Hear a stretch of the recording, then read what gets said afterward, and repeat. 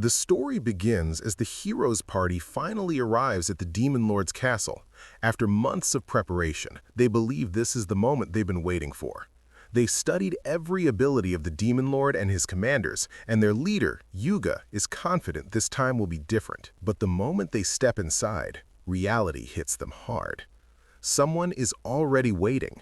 A demon named Yoki calmly blocks their path and informs them that if they want to reach the Demon Lord, they'll have to get past him first. Mikana immediately attacks, but her spell gets brushed aside like it was a warm-up move. Yoki casually calls it feeble, which is never something you want to hear mid-battle. Raven charges next, swinging with full force, but Yoki dodges effortlessly and sends her flying. At this point, the hero's party realizes they may have underestimated the situation badly. As their last hope, Cecilia buffs Yuga with support magic, and Yuga unleashes Excalibur with everything he has.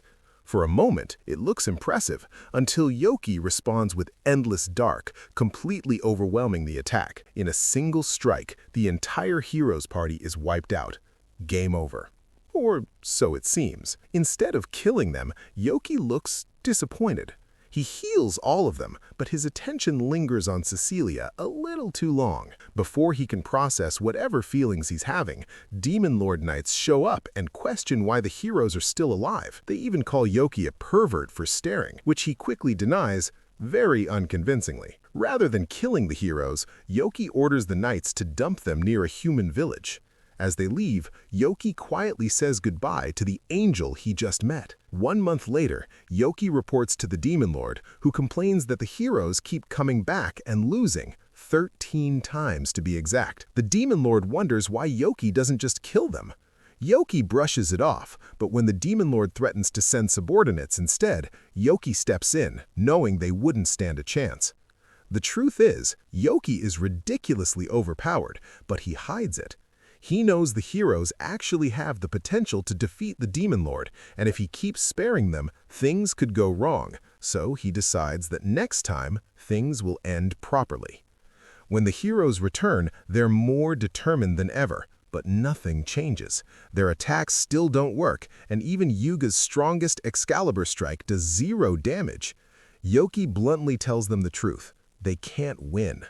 But instead of finishing them, Yoki makes an offer. If they leave Cecilia behind, he'll let the rest of them pass. Yuga refuses at first, but Mikana points out the painful truth. Yoki could have killed them any time, yet he didn't. The choice becomes clear: one priestess or the entire world.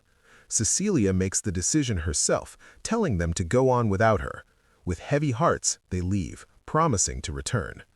Alone with Yoki, Cecilia prepares to fight, assuming that's what he wants. Her magic does nothing, and Yoki finally stops her just to confess. Yes, the terrifying demon blocking the Demon Lord's castle admits he fell in love at first sight. Cecilia is completely stunned. She rejects him politely, which emotionally destroys Yoki faster than any holy spell ever could. He explains that he was reincarnated from another world, that he's human inside, and that if he defeats the Demon Lord, he'll just be forced to become the next one.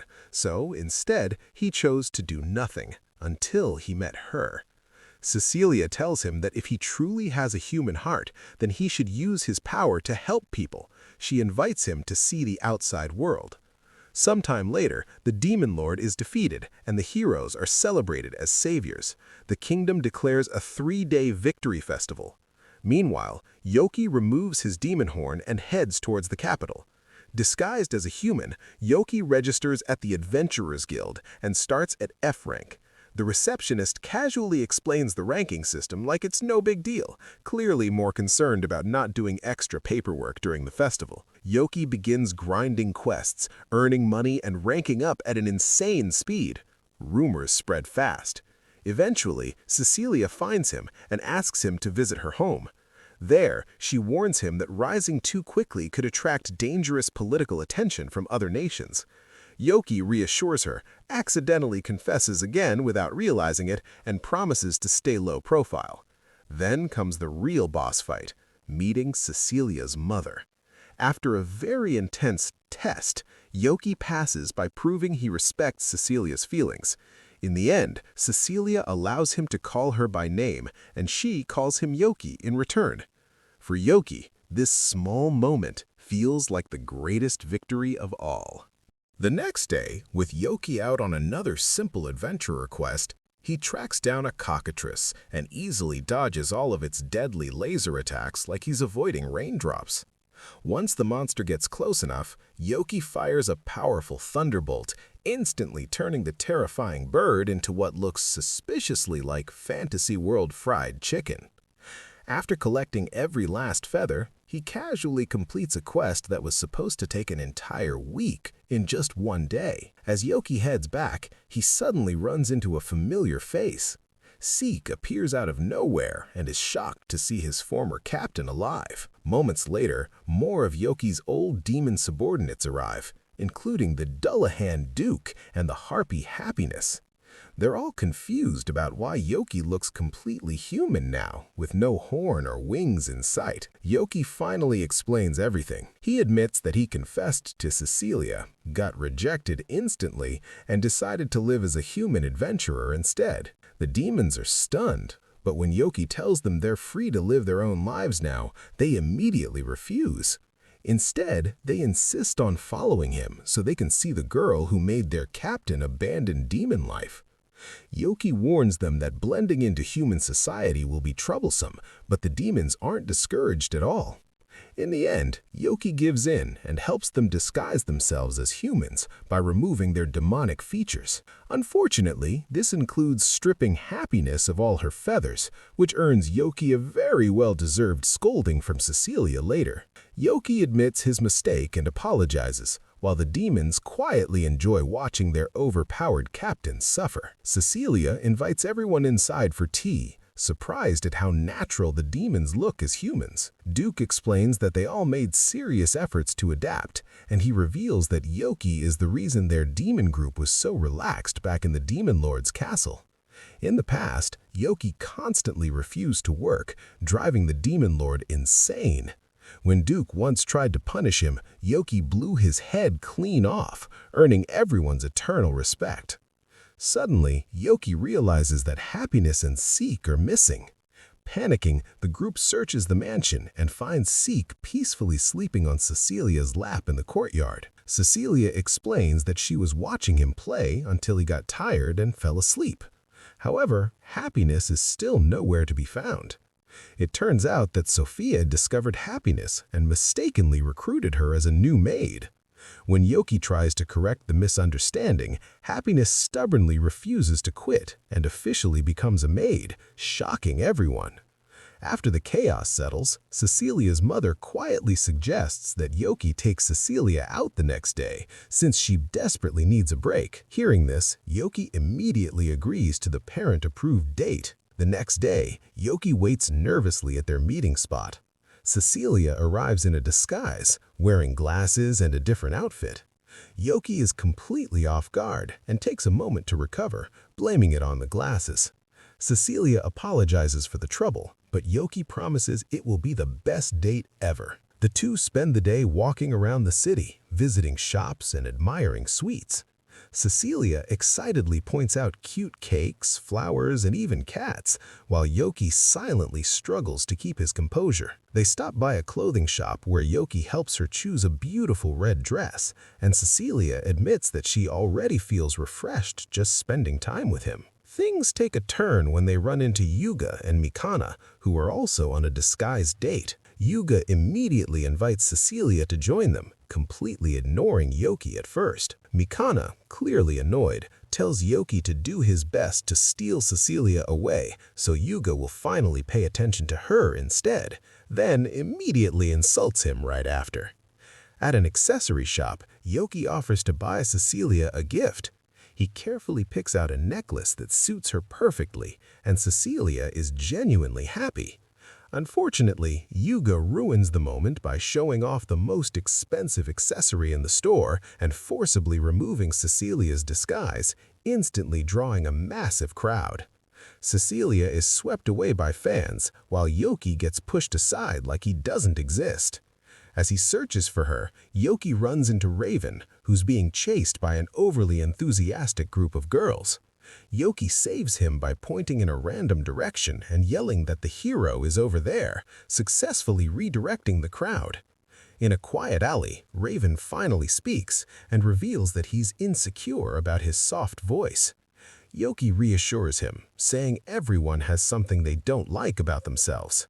Touched by Yoki's kindness, Raven asks to be friends, and Yoki accepts before rushing off to find Cecilia.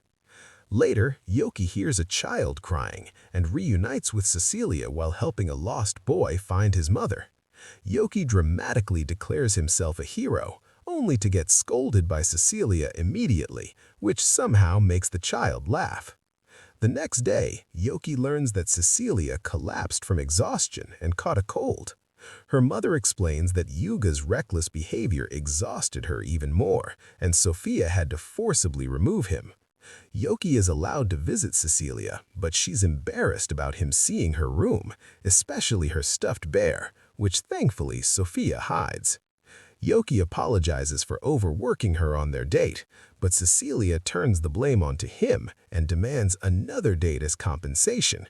Yoki instantly accepts and starts dramatically bragging, only to get thrown out by Sophia for being too loud. As Yoki leaves, he runs into Raven again. Raven reveals that he wants to confess to a girl who complimented his voice. Yoki gives him a massive confidence boost, encouraging him to believe in himself. Raven leaves feeling determined, while Yoki suddenly realizes something horrifying. The girl Raven wants to confess to might be Cecilia. Yoki, realizing he may have made a huge mistake, after encouraging Raven to confess, it suddenly hits him that Raven might actually be his love rival. Yoki's imagination goes completely out of control as he pictures Raven heroically protecting Cecilia and getting closer to her. He panics, but that fantasy quickly shatters when Raven walks past him looking totally crushed and announces that he has given up. Still uneasy, Yoki rushes back to Cecilia's mansion and awkwardly makes an excuse to Sophia, claiming he was worried about Cecilia's condition. Unfortunately, the timing makes him look extremely suspicious. Sophia calmly tells him that Cecilia is resting and asks him to leave for the day. Yoki then nervously asks if Raven had visited earlier. Sophia confirms that Raven did come by, but only to ask for happiness. This instantly clears things up for Yoki. The girl Raven confessed to was not Cecilia, but Happiness. To confirm things, Yoki goes straight to Happiness and bluntly asks if Raven confessed to her. She replies with a firm, "No way," which somehow only makes things more confusing. When Yoki presses for details, she repeats the same answer and suddenly runs off, leaving him with more questions than answers. Unable to let it go, Yoki gathers his former demon comrades to discuss the situation. Duke explains that harpies are often hunted or enslaved because of their beauty, so they naturally become cautious when humans approach them. He also reveals that Happiness joined the Demon Lord's army after Duke saved her from humans who were chasing her. Seek adds that Happiness does not hate humans, pointing out that she became a maid because she genuinely liked the people at Cecilia's mansion. Yoki agrees and mentions that Raven is not a bad person either. Later, Yoki visits the Adventurers Guild and notices Clayman is missing. A receptionist casually reveals that Clayman is actually the vice guildmaster, shocking Yoki beyond belief. When he asks where Clayman is, the receptionist whispers that he has been hospitalized. Yoki immediately goes to visit him and learns the unfortunate reason. Clayman explains that it was his wedding anniversary, but he failed to buy a gift and came home late, making his wife furious enough to put him in the hospital. It turns out, Clayman's wife is a former A-rank adventurer, just like him. They were once known as the Invincible Couple of Apathy, a nickname Yoki clearly does not approve of. Yoki offers to heal Clayman, but Clayman refuses, saying this is his chance to be taken care of by his wife. Right on cue, Sophia appears and casually reveals that she is Clayman's wife. After a brief but painful reunion for Clayman, Sophia thanks Yoki for visiting and tells him that Cecilia's fever has gone down. Unfortunately, Cecilia is busy with work that day. When Yoki asks if girls really care about gifts, Sophia assures him that a gift given from the heart always matters. Inspired, Yoki heads out while imagining a peaceful married life with Cecilia, only to question why all his fantasies look suspiciously like scenes from his previous life. He then goes to the knight's dormitory and finds Raven completely depressed. To snap him out of it, Yoki mentions happiness, which immediately gets Raven's attention. Raven explains how he first met Happiness.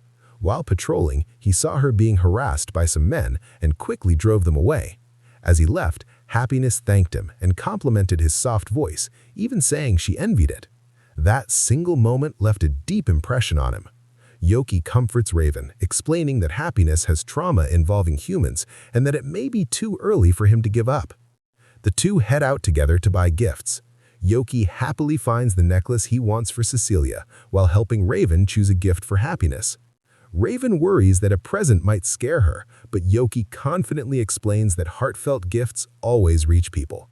Encouraged, Raven buys the accessory. While leaving the shop, they run into Mikana, who teases them for shopping together. The conversation quickly shifts to love problems, and Mikana ends up revealing a painful secret about the heroes' party. She explains how they were repeatedly defeated in the Demon Lord's castle, and how she was the one who convinced the group to leave Cecilia behind to protect Yuga's reputation. She believes this is why Yuga resents her. Raven apologizes for his own role in the decision, and Yoki tells Mikana that running from the issue will only make things worse. Encouraged, she decides to face Cecilia honestly someday. With renewed determination, Raven decides to meet Happiness again. At Cecilia's mansion, Duke aggressively confronts him, clearly suspicious of his intentions. Raven finally gathers the courage to speak from his heart, admitting that he doesn't fully understand Happiness yet, but truly wants to know her better. Duke steps aside, revealing he was only testing him. In front of Happiness, Raven apologizes for rushing things before and offers her the gift. Instead of confessing again, he asks if they can start by being friends. Happiness accepts, agreeing to take things slowly. Sometimes later, Yoki, feeling completely depressed because he hasn't seen Cecilia for an entire week, suggests visiting Cecilia's mansion, but Yoki already knows she isn't there. The heroes' party has been busy. Cecilia is traveling to heal the wounded, Raven has become the commander of the knights, Mikana is working for the royal court, and Yuga is handling dangerous missions. Everyone is scattered, and Yoki quietly blames himself for it. Just when his mood hits rock bottom, Happiness arrives with good news. Cecilia will return to the mansion this afternoon. Yoki instantly cheers up because today is finally the day he plans to give her the necklace. While waiting, Yoki wanders around the city. An old fortune teller warns him that today will be the worst day of his life, but Yoki ignores her completely. After all, how could today be bad when he's meeting the woman he loves? His perfect day immediately starts falling apart. At a sweet shop, the usual clerk is gone, replaced by her overly enthusiastic, muscular brother wearing a pink apron. Yoki buys some pastries, but they get completely crushed by the man's powerful grip. At least they still taste good. Small victories matter. Next, Yoki nearly gets beaten up after bumping into a rough-looking guy. Right after that, he almost steps in something unpleasant on the street. Then a kid crashes into him, drops his meat skewer, and starts crying. Feeling bad, Yoki buys him 2 skewers to calm him down. The child leaves happily, and that's when Yoki realizes his money pouch has been stolen. Using his speed, Yoki catches the thief and knocks him out. Problem solved. Until Yuga appears at the worst possible moment and mistakes Yoki for the criminal. Without listening, Yuga attacks, and Yoki ends up surrounded by knights and thrown into prison. Only then does Yoki admit the fortune teller might have been right.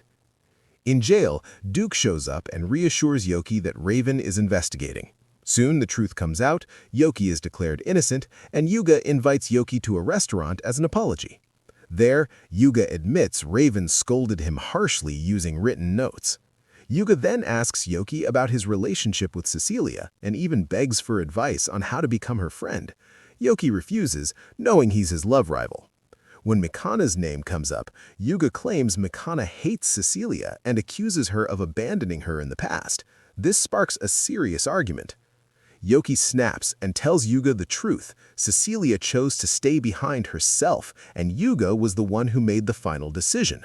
Raven silently backs this up. Overwhelmed, Yuga finally breaks down and admits his guilt. Yoki tells him to stop blaming others and act like a real hero.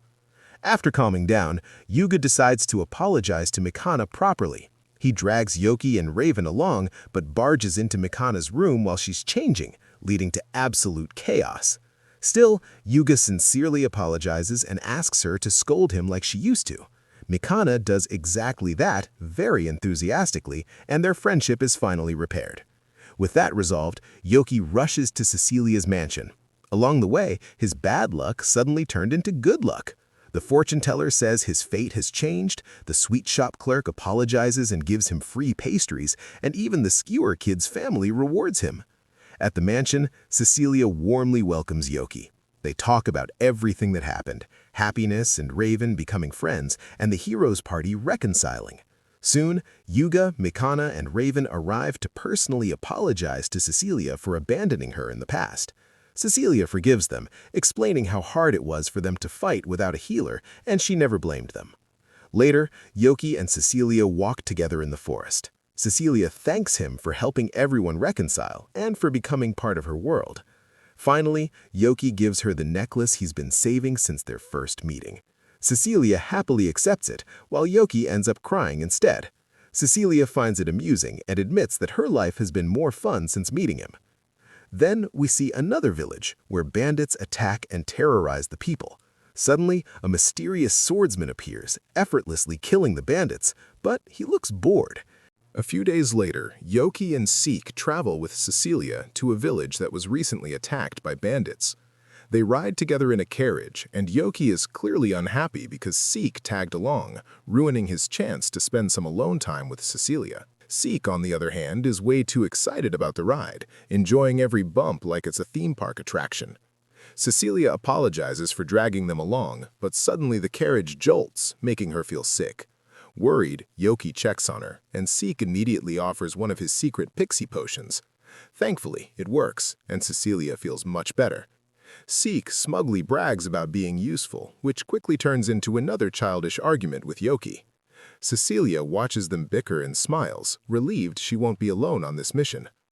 When they arrive, the village is badly damaged.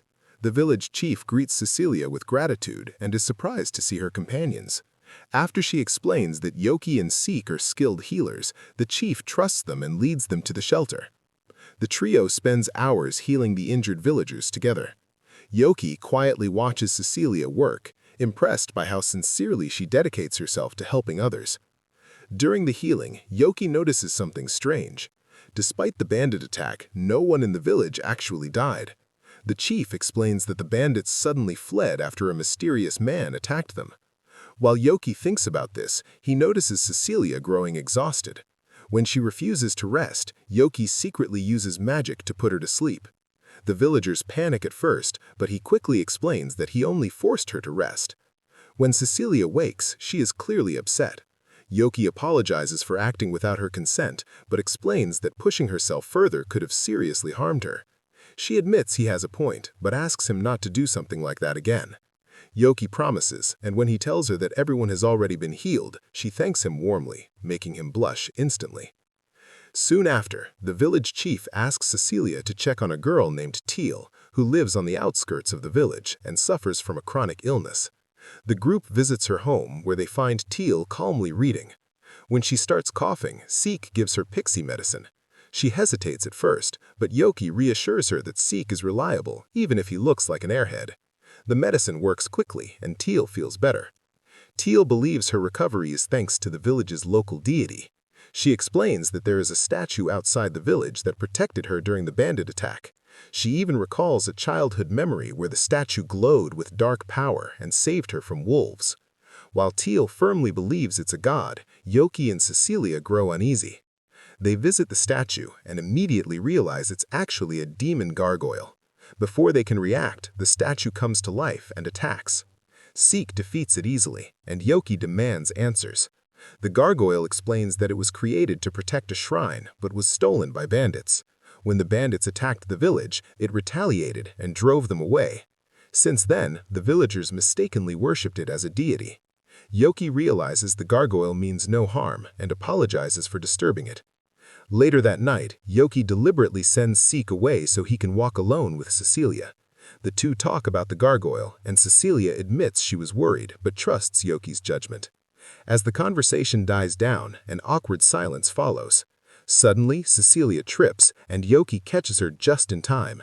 Both get flustered and quickly look away, pretending nothing happened. Their quiet moment is cut short when bandits attack the village again. Yoki and Seek jump into action, easily defeating them. When smoke rises from the gargoyle's shrine, Yoki sends Seek to check on it.